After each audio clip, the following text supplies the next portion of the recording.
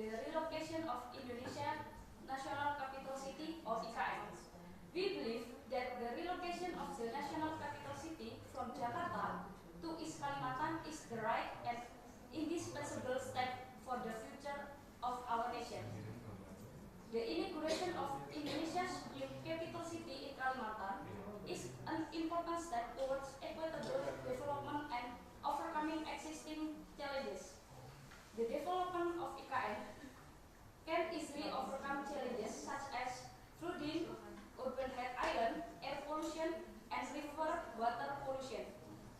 According to a study published on the Bappenas website 2023, the study proposes relocating Indonesia's capital city to balance population density and stimulate economic growth in the eastern region.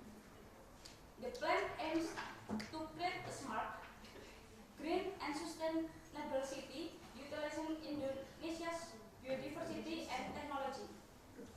The relocation of the capital city is necessary for equitable development and environmental sustainability.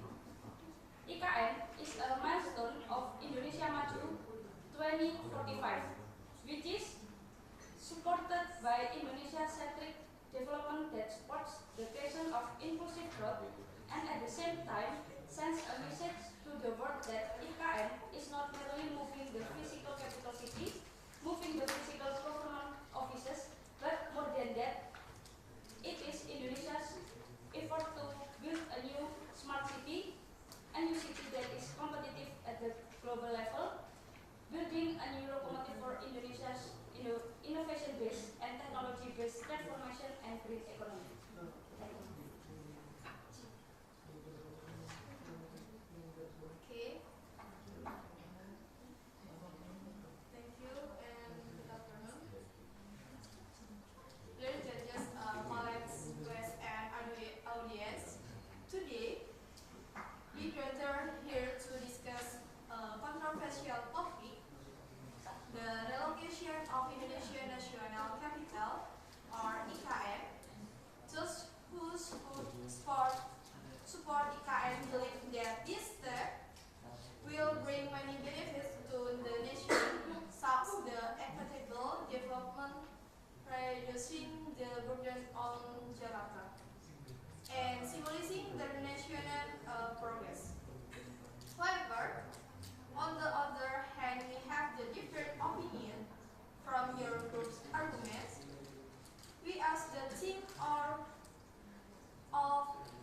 opponents stand here to voice our arguments and convince you that the transfer of IKN is not the best solution for Indonesia. The main reasons for our rejection are based on several factors. First, fantastic cost. The transfer of IKN will cost trillions of rupiah, which can be used for other more important programs such as education, health, and infrastructure in remote areas. And then, environmental impact. IKN construction in new location will have negative impact on the environment such as forest damage, loss of wildlife habitat, and water population. And then, unclarity of benefits. The benefits promised by IKN, such as equitable development, are still unclear and understood. And then political instability.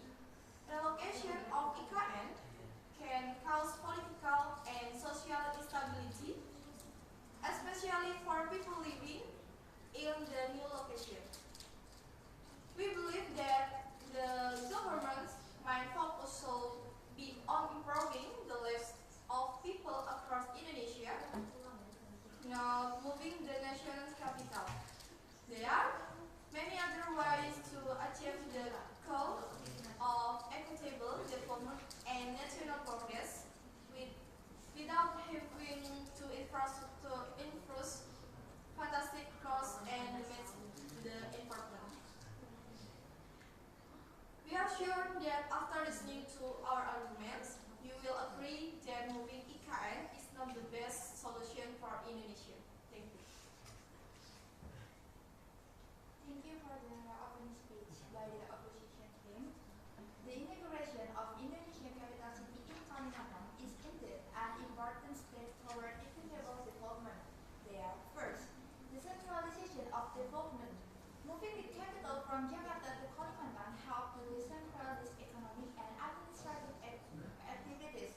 This shift can reduce the over-concentration of resources and the investment in Java, promoting more balanced regional development across the archipelago. Next, reduction of urban congestion. Jakarta is notoriously congested with traffic and pollution problems. Relocating the capital can alleviate these pressures, improving the quality of life for residents in both Jakarta and the new capital region. Next, economic opportunity for Kalimantan. The development of the new capital will bring infrastructure improvement, jobs, and investment to Kalimantan. This can spur economic growth in the region, providing opportunity for local businesses and improving residents' living standards. Next, environmental and sustainable development.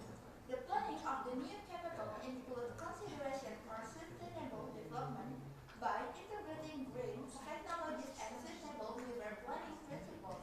The new capital can serve as a model for environmentally conscious development, which is crucial for Indonesian long-term growth. And next, national unity and representation. Moving the capital to Kalimantan can symbolize a commitment to national unity. It underscores the importance of all regions in Indonesian development narratives, fostering a sense of inclusion among the diverse population. And next, disaster risk reduction.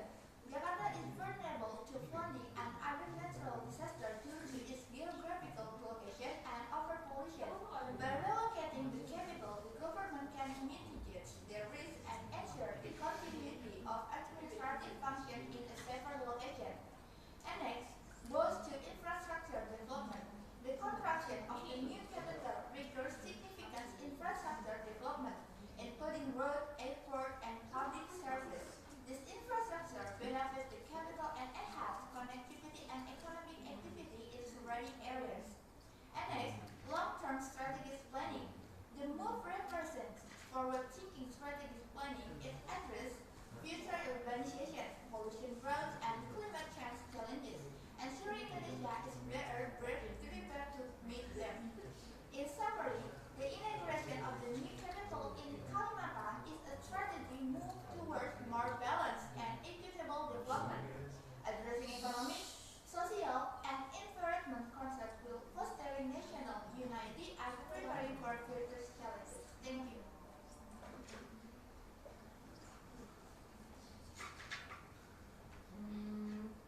Thank you, Thanks for your opinion. But in my opinion and my team opinion, we not actually agree about this because the estimate cost of developing IKN reached trillions of rupiahs, with official figures still pending finalization. These numbers expenditure raises significant concerns, particularly when considering the potential of these funds to be reapplied to other more pressing national programs. For instance, improving the quality of education across Indonesia is a crucial need. Allocating the funds to recruiting new school, training teachers, and providing essential education materials like food and stationery for directly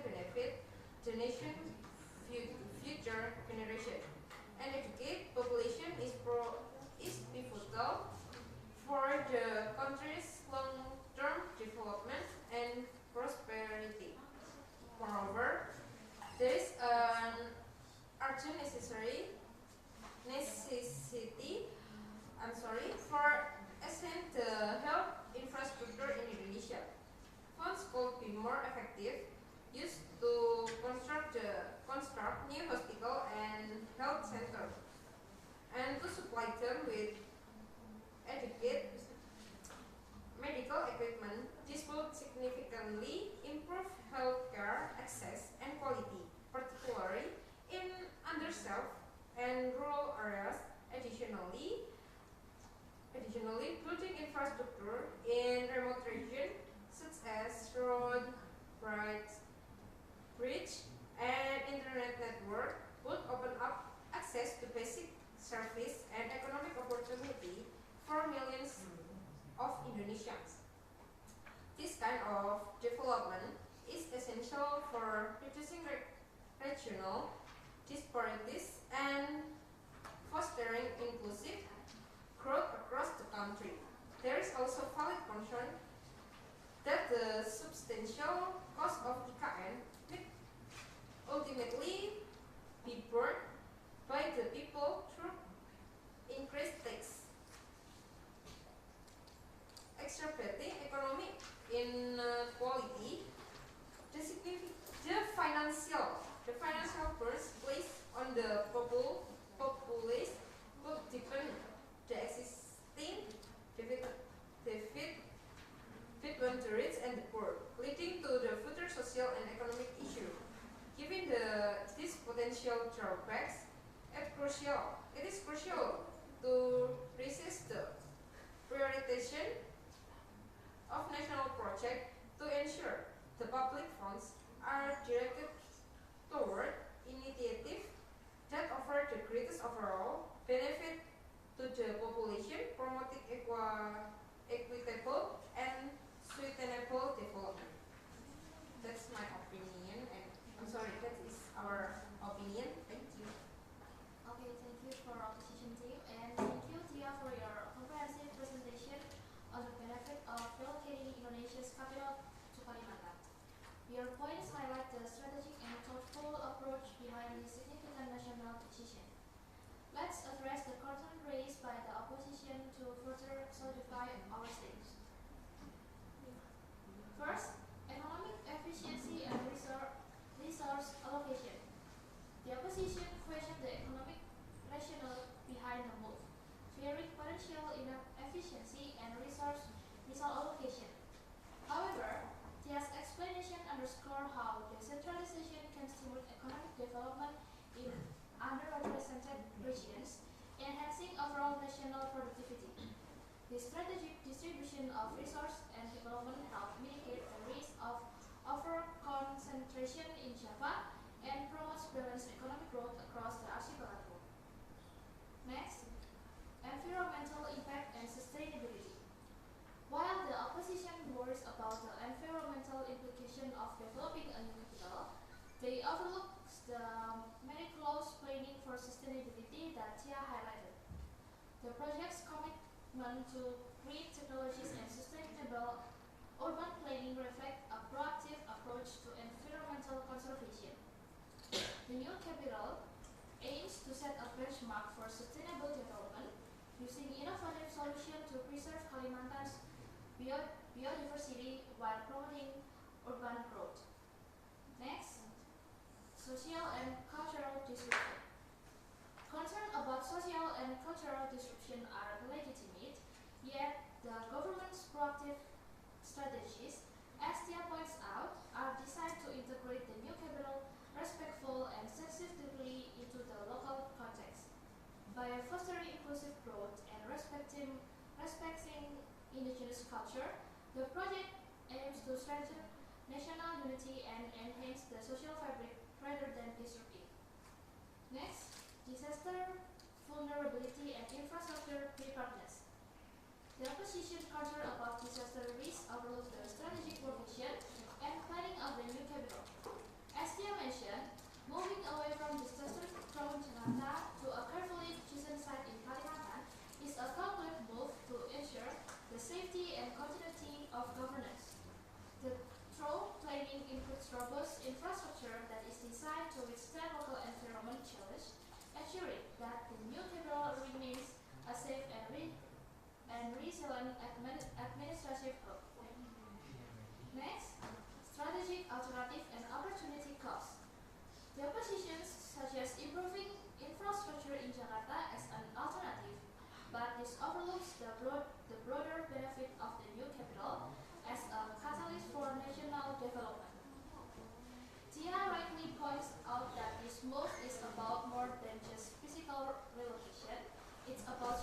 enforcing elevating pressure on Jakarta, and fostering a more balanced development that benefits the entire country in the long run. In reinforcing India's point, it becomes clear that the relocation of Indonesian capital is not merely an administrative shift, but a well-considered strategy to achieve long-term national benefits.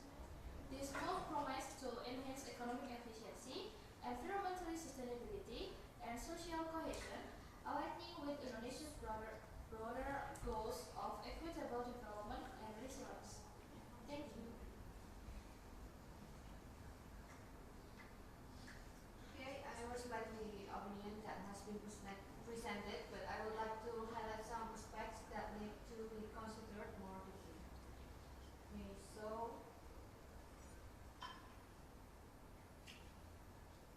Okay, while relocating the capital is seen as an investment for the future, the enormous cost involved could burden the economy. These funds might be better spent improving existing infrastructure and public service nationwide.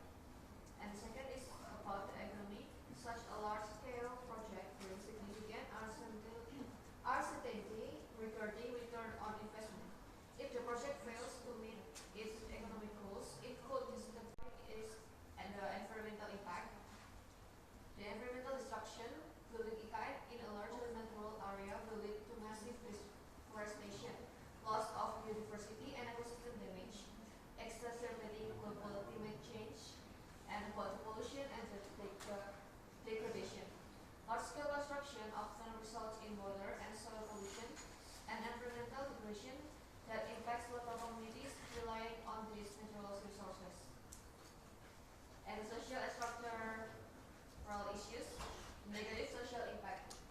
Relocating the capital could cause significant social disruption. Local communities might lose their land and livelihoods, leading to cultural and social upheaval. And development inequality. Focusing on a new capital may lead to development imbalance, neglecting other regions that also need infrastructure and public service improvements. And about the disaster risks and resolution costs.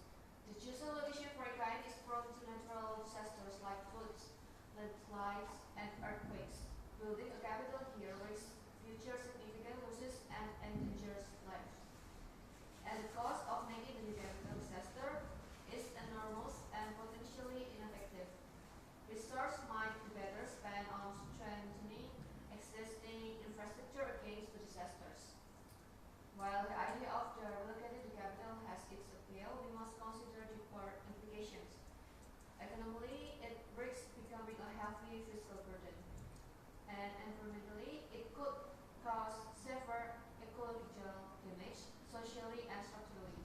It may disrupt local communities and create development inequality.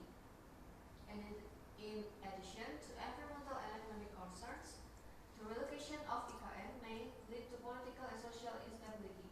The move would cause significant disruption for residents in the new location, potentially sparking anxiety and unrest.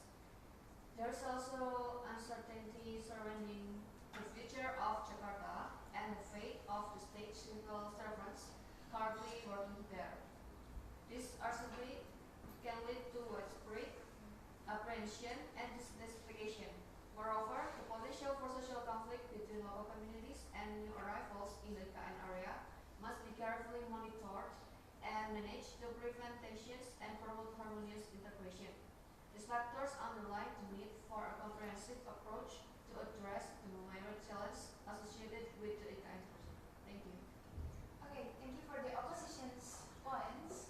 Also, I'd like to say thank you for Tia and Santika's insightful contributions, which clearly laid out the multifaceted benefits and strategic consideration of moving Indonesia's capital to Kalimantan.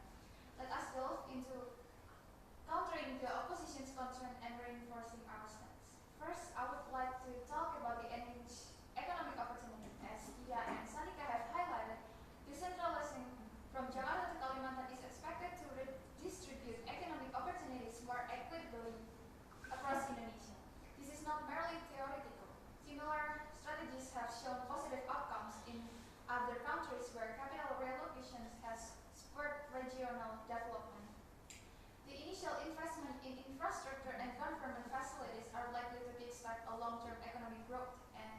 migration cycle in Kalimantan, which can serve as a new economic model for Indonesia.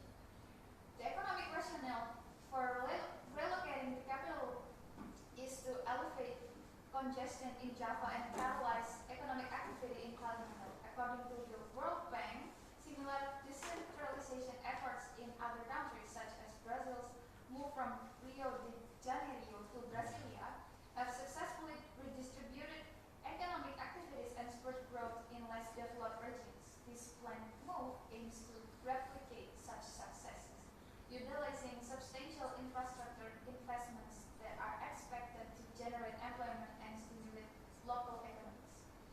The government's commitment to sustainable urban planning addresses the opposition's concern about the new capital's environment impacts.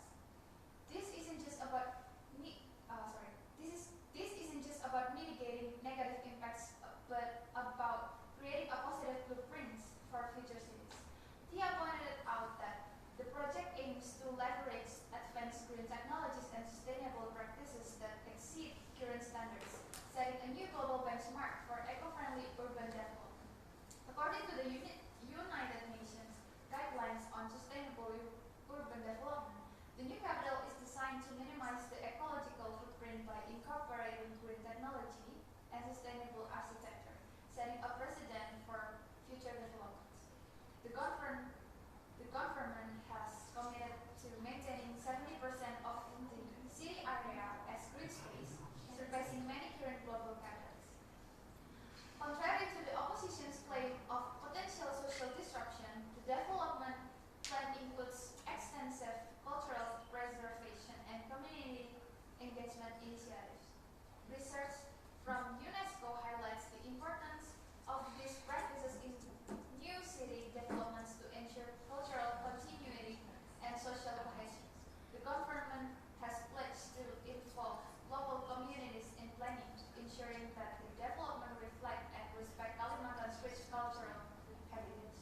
Reinforcing Santika's argument, the plan for the new capital includes comprehensive measures to ensure that the migration of populations and administrative functions does not disrupt local communities, but instead enrich them.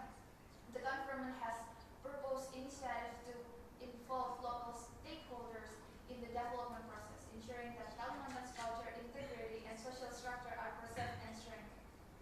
Addressing the opposition's concern about potential new vulnerabilities, the selection of Kalimantan and design of the new capital prioritize disaster relations, strategic geography studies, and advanced engineering ensure that the risk of natural disasters is minimized. As mentioned by Tia before, the infrastructure planning incorporates lessons learned from Jakarta's challenges, aiming for a safer and more stable environment.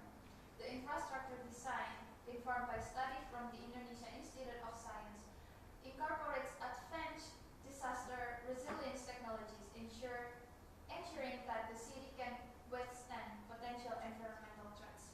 This proactive approach secures administrative functions and sets a new standard for urban safety in Indonesia. The opposition has suggested focusing on improving existing infrastructure in Jakarta instead of relocating the capital. However, this approach overlooks the broader vision of balanced national development and urban relief that the new capital offers. The decision to move the capital goes beyond new short-term consideration. As outlined in Indonesian Vision 2045, the move is a key component of a broader strategy to distribute population and economic activities more evenly across the archipelago. Also, as Santika noted, this strategic move is aligned with Indonesia's long-term goals of reducing urban congestion, fostering economic diversity, and enhancing the overall quality of life across the nation. So, in conclusion, the decision to relocate Indonesia's capital to Kalimantan is backed by a thorough and strategic planning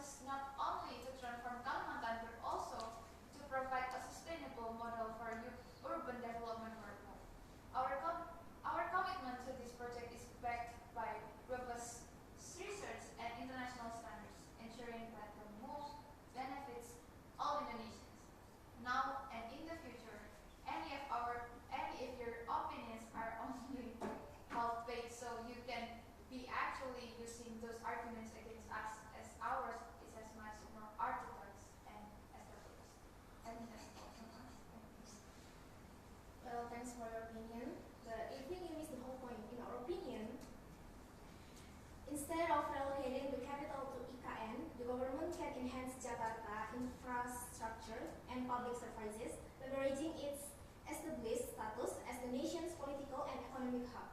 Jakarta traffic congestion hampers productivity and quality of life.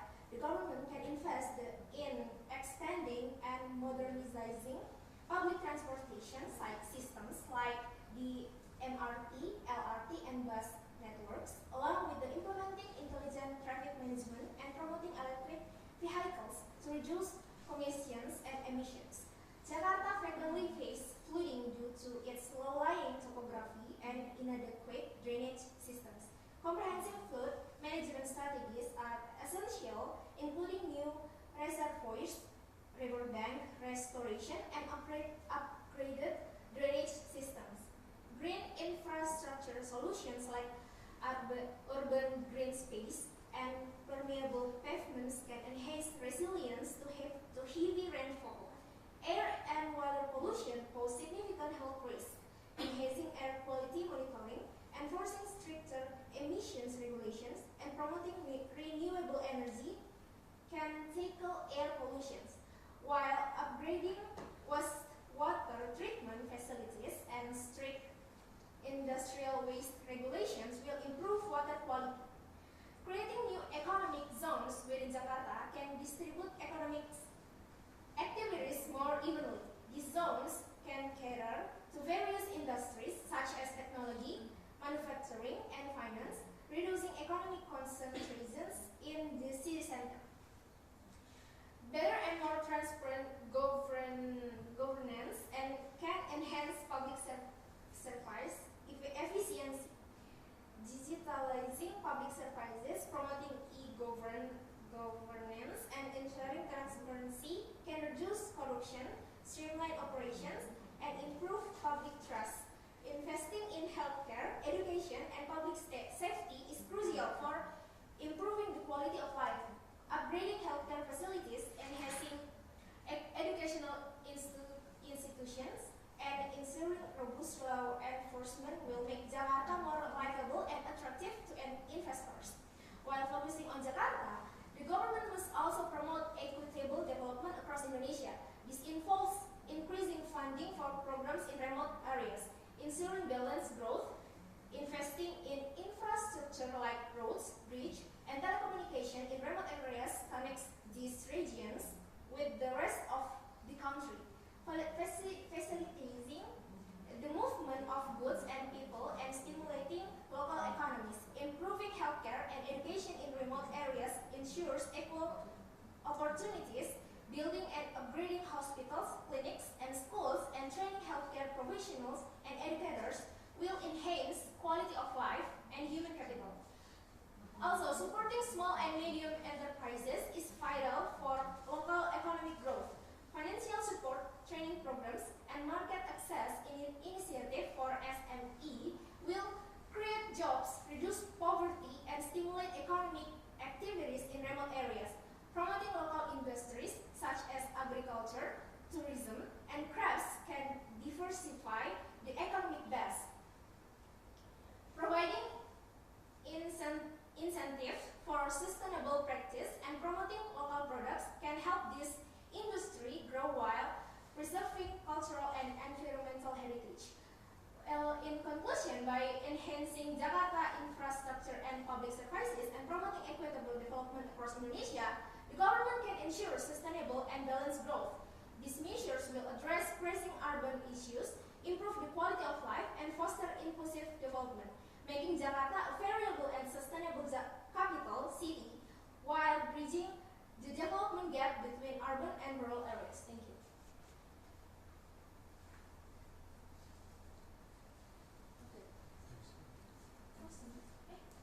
To support our statement, we have about our whose body of evidence.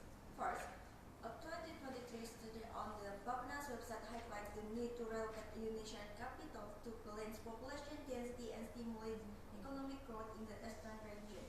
It addressed challenges such as flooding, urban heat island, air pollution, and river water pollution, presenting a strategic approach to regional development.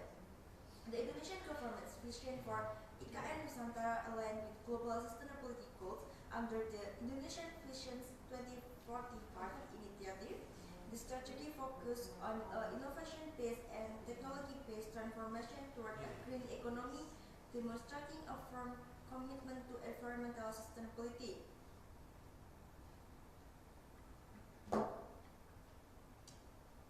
Second, the development goals by unrelocating government office. It aims to establish a globally competitive smart city that acts as a new hub for Indonesian innovation and technology sectors, enhancing national competitive on the international stage. Moving the capital to Kalimantan promotes balanced regional development by decentralizing economic and administrative activities, reducing the over-concentration of research and investment in Java. Received in support by historical example in other nations, where similar moves have spurred regional growth, as noted in report by the Asian Development Bank.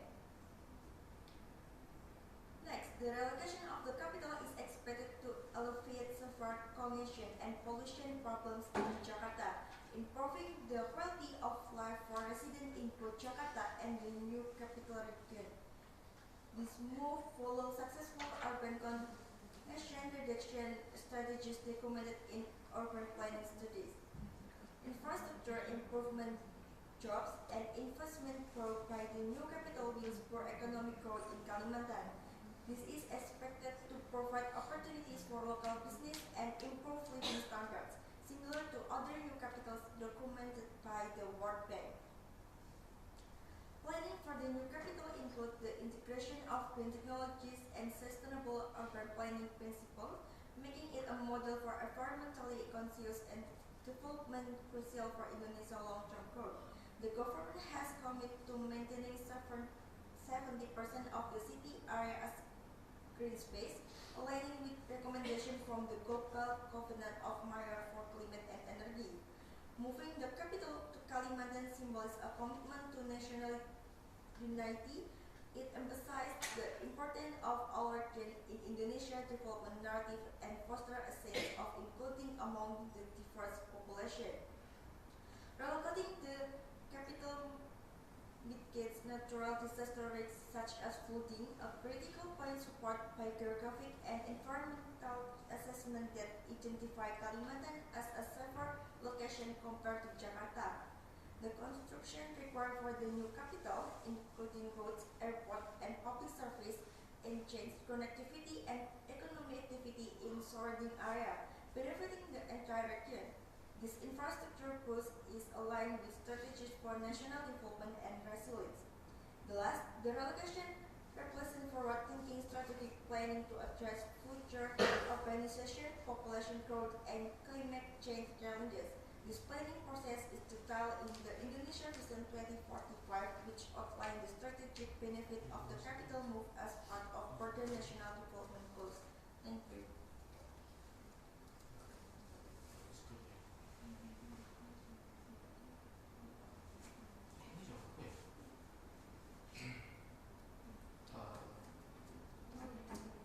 Okay, thank you for the statement. Now we are from for the opposition. Gonna make a statement again that gonna argue your statement. Let's see the fact that what has been made in IKN itself. For currently, IKN has just built a castle and a place for government official, not for the people who live there. Let's see the fact that already established. And we're talking about the economic opportunity, economic beneficial or something like that. We know how many trillion rupiah that has been cost is 72 trillion rupiah. And it's just only for the castle, for the house of the ministry, and we can see the data. And now IKN itself, we can see the news, IKN authority asking for an additional 29.8 trillion rupiah. You can see how messy is this. You can see how the messy government make this project so ambitious. It's the lack of urgency, the lack of making a scale of priority. And if you're talking, you say about Jakarta itself, about pollution, about the traffic, but the data say that only 40 until 7% the contribution of this official government to the traffic, to the pollution. So relocating them, it's not significantly reduce these things. And we back to the IKN itself. You take IKN is located in Kalimantan. We're talking about Kalimantan here. In Kalimantan itself, it still has urgency that really needs, such as building and repairing schools, such as intercity roads. That these things should be taken as a priority. It's just the fund is not to be in IKN, it should be for the people. And the lack of comprehensive public dialogue of this decision is really messy. And the lack of inclusive of discussion undermines the democratic of the decision of IKN itself. Now I'm talking about the problem at IKN. There's so many problems. You're talking about what? Economic opportunity, greener environment. We're talking about the budget first. According to the Supreme Audit Agency, BPK, who's from the official government who watched this project, IKN infrastructure development is not fully aligned with the 2020 until 2024 National Medium-Term Development Plan, the 2020-24 Study Plan of the Ministry of Public Works and Housing, and the IKN Master Plan. So it's not according to the plan.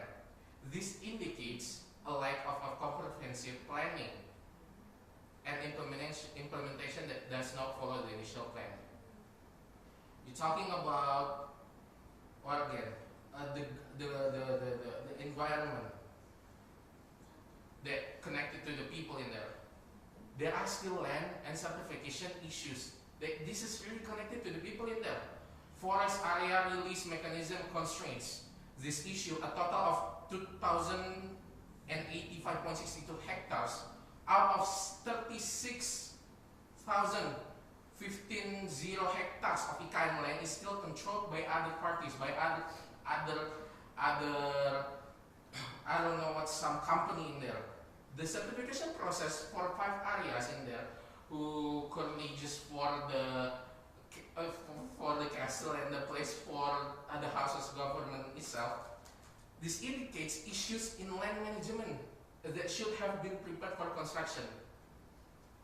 I'm gonna say it again. You say about the construction, the infrastructure, let's see what's still happening there. The supply chain and construction management. Lack of material and equipment supplies. You see, in IKN, there is a shortage of construction materials and equipment, uncontrolled market prices of split stones. This is going to affect Indonesian economy, and incomplete preparation of loading and unloading ports. Additionally, there is lack of water supply. You're talking about economy, you're talking about greener. The water in there, this demonstrates a lack of readiness in logistic and supply chain management, which is crucial in large construction project. This is people money. Okay, and another thing, I already mentioned about the communication. You know, the inconsistency in the Minister of Investment statement, the inconsistency of the government official statement. Minister of Investment Bahlil Lahadalia made conflicting statement regarding foreign investment in IKN. We're talking about the budget here, right? On one occasion, he claimed that many companies had signed letter of intent, but later state, he said that many investment from the foreign is, I think it's from 2023. It's the debate of president and vice president. He support the president that he support, and he said that to support statement of IKN. And later, maybe 1 week or 2 weeks ago, at the parliament meeting to the Minister of Investment, he state that foreign investment had not yet entered because the infrastructure was not yet complete. See how inconsistent? This is the government official. This is the person who rule the 72 trillion rupiah itself. And this is inconsistency show a lack of transparency and clarity in communication about the project status. And I'm gonna give you some proof again how messy this the IKN itself.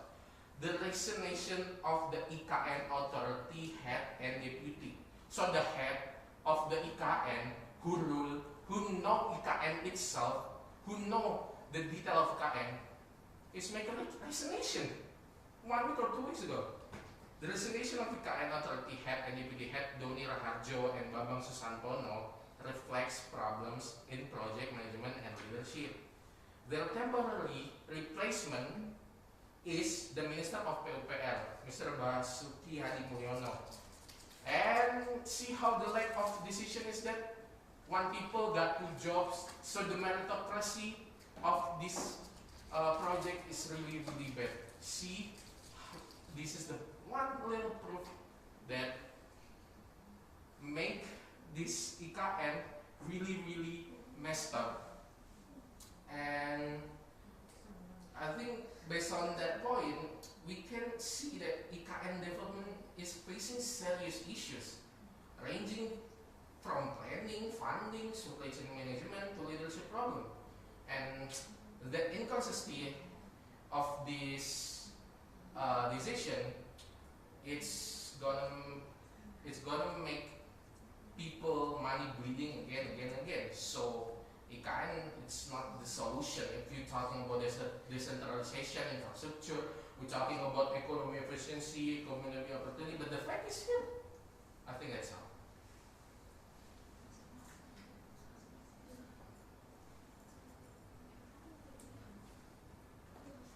Closing it.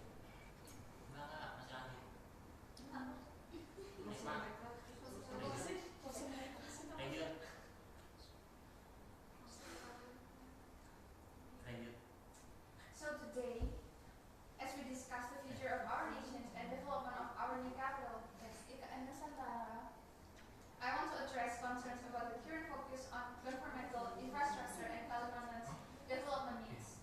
It's crucial to see these aspects not as shortcomings but as foundational elements of a bold and strategic plan for equitable national development. Our opponents have raised concern that the development is primarily focused on government buildings. However, it's important to understand that the construction of administrative structure is just the initial phase, essential for transitioning administrative functions smoothly and effectively. This is a common practice in global capital relocation and serves as a stepping stone for comprehensive urban development, including residential, commercial, and community facilities in subsequent phase. Yes, Kalimantan requires significant infrastructural enhancement. Yet this is precisely why its selection as the site for IKN Nusantara is strategic. The development plan includes government offices, roads, hospitals, schools, and more. These projects are designed to uplift the entire region, turning developmental challenges into modern urban planning and growth opportunities. The master plan for IKN is a testament to our commitment to creating a balanced urban environment. It includes public amenities crucial for quality life, such as schools, hospitals, parks, and retail districts. This ensures that the new capital will be a center of governance and a vibrant community catering to all its residents. Concerns about the exclusion of public amenities are unfounded. The development agenda specifically includes enhanced transportation systems, state-of-the-art healthcare facilities, and comprehensive educational institutions developed in consultation with the community. This ongoing engagement ensures that our strategies adapt and respond to the real needs of local and indigenous populations. The construction of IKN is already serving as a catalyst for economic opportunities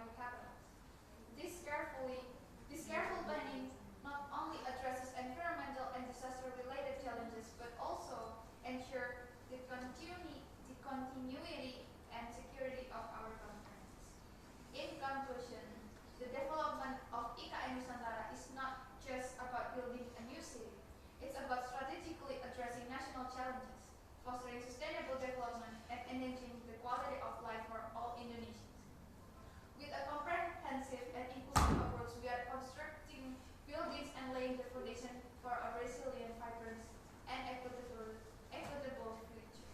I think that's all, and I think we win. Any answer for opposition? No?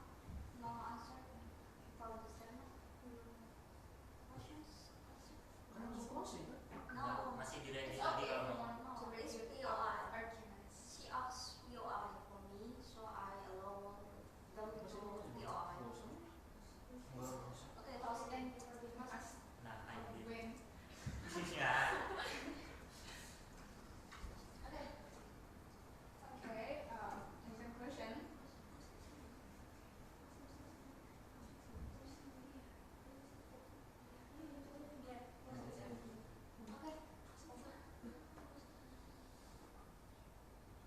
In conclusion, opposing the motion that IKN development is good is essential given the myriad challenges and fundamental issues urging the project. The findings from the Supreme Audit Agency highlight profound discrepancies and inadequacies in IKN's infrastructure development.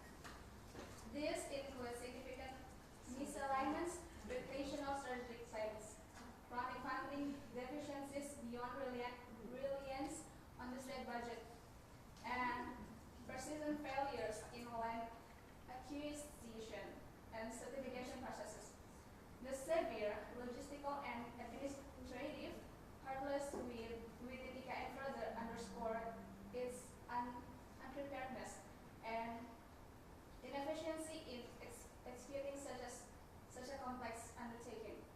Supply chain mismanagement, fluctuating leadership with the IKN authority, and inconsistent statements regarding foreign investment all point to deep-seated governance deficiencies and strategic uncertainties that undermine the project's credibility and sustainability. Moreover, the singular focus on IKN's development neglects pressing regional development needs across Indonesia, such as healthcare, education, and sustainable economic growth. This myopic approach risks exacerbating disparities and diverting resources away from more urgent priorities that directly impact the livelihoods and well-being of Indonesian citizens. Therefore, it is imperative to critically resist the premise that IKN development is beneficial, addressing these foundational challenges through transparent decision making, comprehensive planning, and robust